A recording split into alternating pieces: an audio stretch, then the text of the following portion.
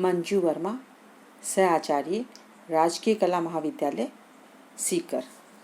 Topic चल रहा था चंद्रगुप्त मौर्य और मौर्य साम्राज्य। इसके अंतर्गत अब नेक्स्ट है मेगस्थनीज का विवरण। यूनानी साम्राज्य के जो राजदूत मौर्य दरबार में आए उन सब में मेगस्थनीज सबसे महत्वपूर्ण था।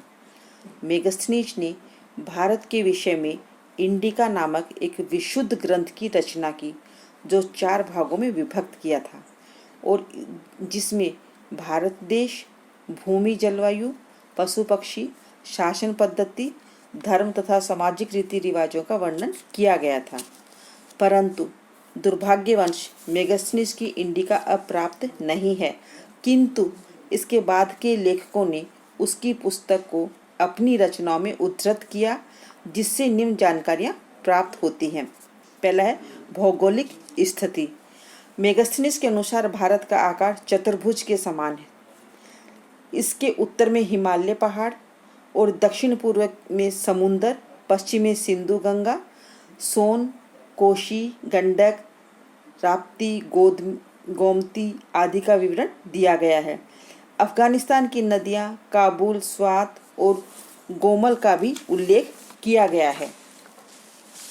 उसके अनुसार भारतवासी स्वच्छ जलवायु में सांस लेते हैं, वह शुद्ध जल पीते हैं। नेक्स्ट है पाटलिपुत्र। पाटलिपुत्र साम्राज्य की राजधानी थी और गंगा और सोन के संगम पर बसी हुई थी। यह नगर 9 मील लंबा और लगभग 1.5 मील चौड़ा है। इसके चारों ओर लकड़ी की भारी चारदीवारी थी, जिसमें 64 द्वार और 570 बुर्ज यानी मीनारें थी। इसके चारों ओर 600 फीट चौड़ा तथा 30 हाथ गहरी एक खाई थी, जिसमें सोन नदी का जल भरा रहता था। राजमहल विशेषतः लकड़ी का बना हुआ था, फिर भी अपने सौंदर्य में सूसा और इकबताना के राजमहलों को मात देता था। नगर की व्यवस्था नगर व्यवस्थापिका के द्वारा की जाती थी, जिसमें 30 सदस्य होते थे। राजप्रसाद।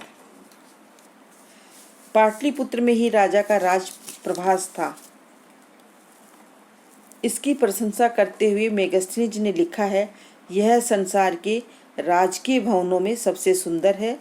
इस प्रासाद के मंडित स्तंभों पर स्वर्णिम अंगूरी लतिकाएं हैं, जिन पर चांदी की चिड़ियां कलोल करते हुए प्रदर्शित की गई हैं।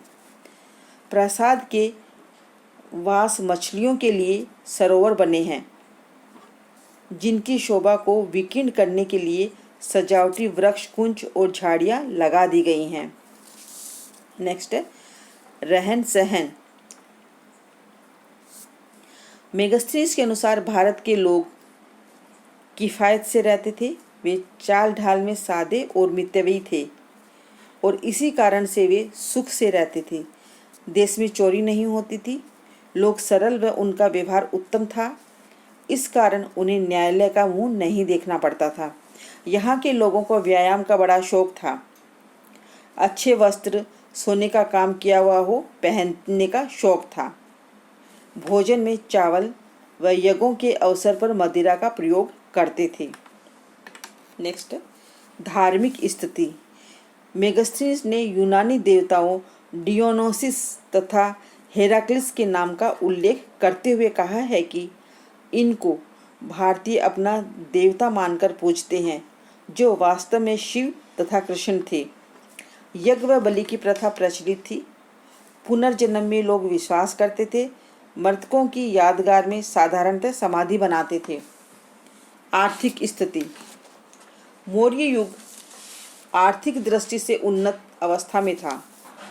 भारत की भूमि उपजाऊ व वर्षा में 2 फसल उगाई जाती थी। सिंचाई का व्यापक प्रबंध था।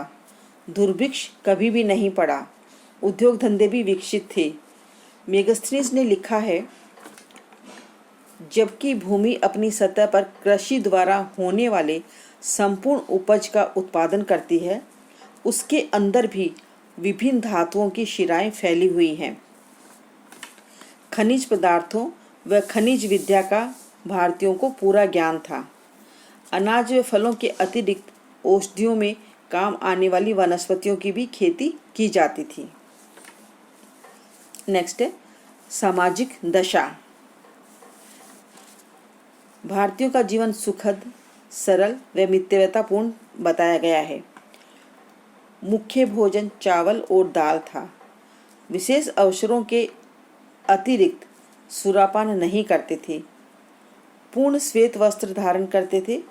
भारतीयों के आदर्श चरित्र और उच्च नैतिकता की अत्यंत प्रशंसा की गई है।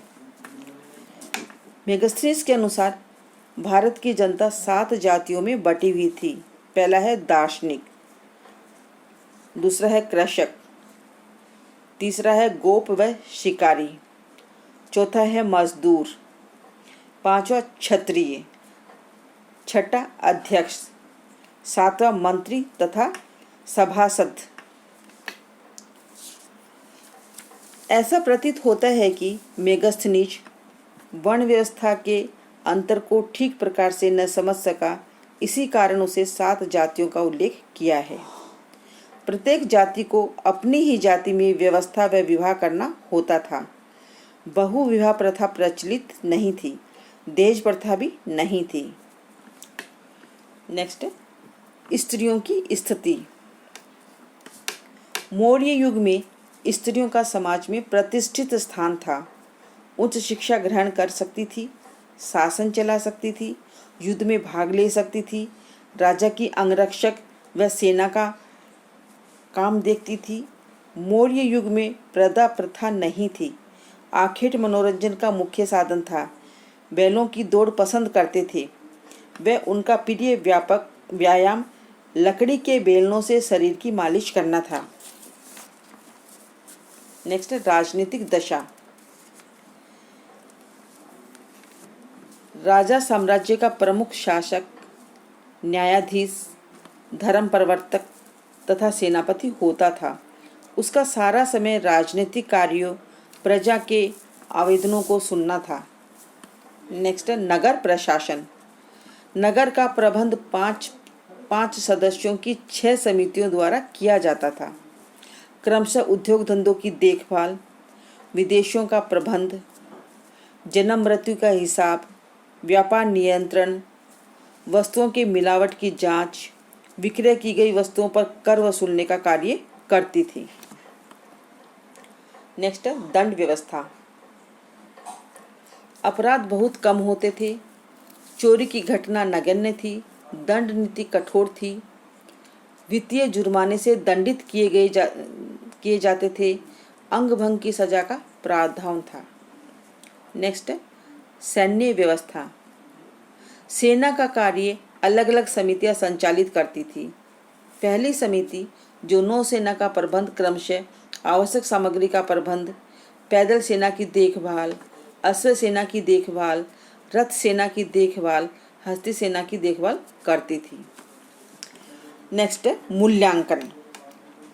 इसमें संदेह नहीं है कि मेगास्थनीज के भारत वर्णन से तत्कालीन भारत के विषय में महत्वपूर्ण जानकारी प्राप्त होती है। मेगास्थनीज के वर्णन में चाहे कुछ गलतियां भी हो तो भी इसके महत्व को नकारा नहीं जा सकता। नेक्स्ट है चंद्रगुप्त का मूल्यांकन। लगभग 24 वर्षों के दीर्घकालीन शासन के बाद 298 ईसा पूर्व में चंद्रगुप्त मौर्य का स्वर्गवास हो गया। वह धैर्यवान, आत्मविश्वासी, दृढ़ निश्चयी, वीर, साहसी एवं महत्वाकांक्षी व्यक्ति था। इन विशेषताओं के कारण ही वह साम्राज्य निर्माता बन सका। चंद्रगुप्त की सफलताओं से हमें नेपोलियन और बाबर जैसे साम्राज्य निर्माताओं का स्मरण हो आता है, परंतु उनके साथ तुलना करने पर चंद्रगुप्त मौर्य की उपलब्धियां कहीं अधिक श्रेष्ठ और स्थायी दिखलाई पड़ती हैं। निरंकुश शासक होते हुए भी वह हमेशा जन कल्याण का ध्यान रखता था। वह विद्यानुरागी व कला प्रेमी भी था। उसने धार्मिक सहिष्णुता थी। उसकी मृत्यु के बाद उसका पुत्र बिंदुसार विशाल साम्राज्य का स्वामी बना। चंद्रगुप्त मौर्य और उसका शासन प्रबंध, ये व्याख्यान यहीं समाप्त करते हैं। अब नेक्स्ट जो व्याख्यान होगा वो बिंदुसार अगले व्याख्यान में बताया जाएगा।